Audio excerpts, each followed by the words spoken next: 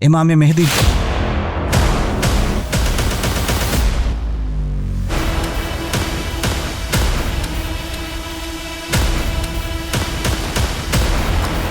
جب تشریف لائیں گے اور بیت اللہ کا طواف کر رہے ہوں گے، اس وقت ایک لشکر آئے گا۔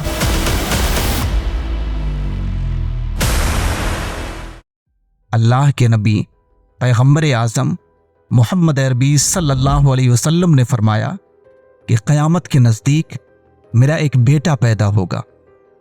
حضور علیہ السلام نے فرمایا کہ میری بیٹی فاطمۃ الزہرا رضی اللہ تعالی عنہا کے نسل سے ایک بچہ پیدا ہوگا جس کا نام میرے نام پر ہوگا، ان کا نام محمد ہوگا، اور ان کے والد کا نام حضرت عبداللہ ہوگا، اور ان کی والدہ کا نام حضرت آمنہ ہوگا، اور وہ حجاز کی سرزمین پر تشریف لائیں گے، حجاز کی سرزمین پر پیدا ہوں گے، اور وہ پوری دنیا میں اسلام کا پرچم لہرائیں گے۔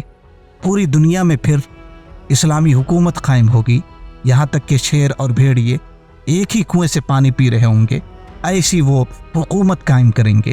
امام مہدی کا یعنی ظہور ہوگا۔ امام مہدی جب پیدا ہوں گے تو اس وقت آپ کو کوئی نہیں پہچانے گا۔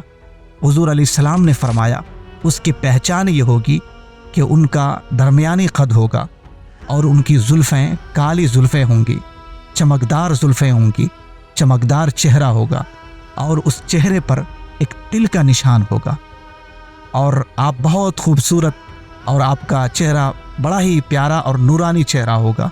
حضور علیہ السلام نے فرمایا کہ امام مہدی کو اس وقت لوگ نہیں پہچانیں گے، لیکن جب ان کی عمر 40 سال ہو جائے گی، جب وہ 40 سال کے ہو جائیں گے، پھر وہ مدینۃ المنورہ سے مکہ تشریف لائیں گے، اور مکہ کی سرزمین پر جب تشریف لائیں گے اور بیت اللہ کا طواف کر رہے ہوں گے، اس وقت ایک لشکر آئے گا جو کعبۃ اللہ کو ڈھانے کے لیے آئے گا۔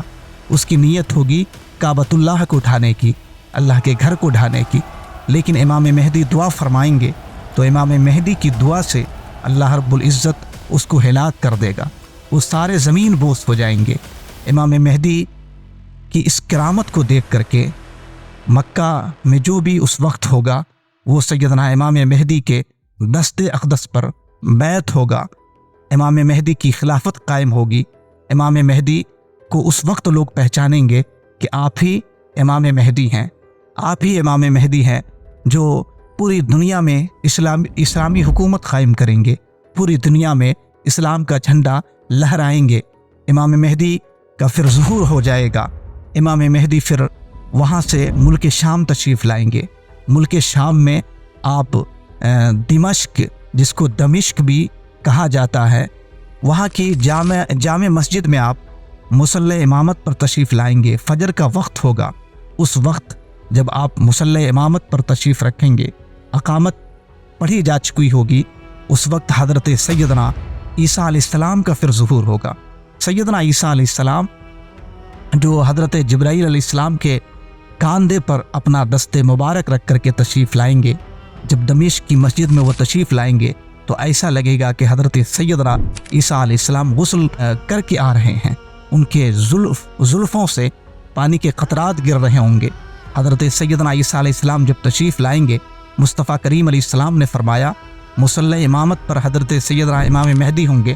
جیسے ہی حضرت عیسیٰ علیہ السلام کو دیکھیں گے، سیدنا امام مہدی پہچان لیں گے کہ یہی اللہ کے نبی حضرت سیدنا عیسیٰ علیہ السلام ہیں۔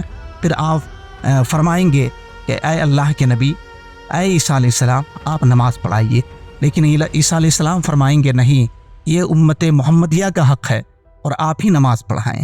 حضور علیہ السلام نے صحابہ کرام سے فرمایا کہ جانتے ہو ایک ایسا وقت آئے گا کہ اللہ کے نبی ہمارے بیٹے حضرت امام مہدی کے پیچھے نماز ادا فرمائیں گے۔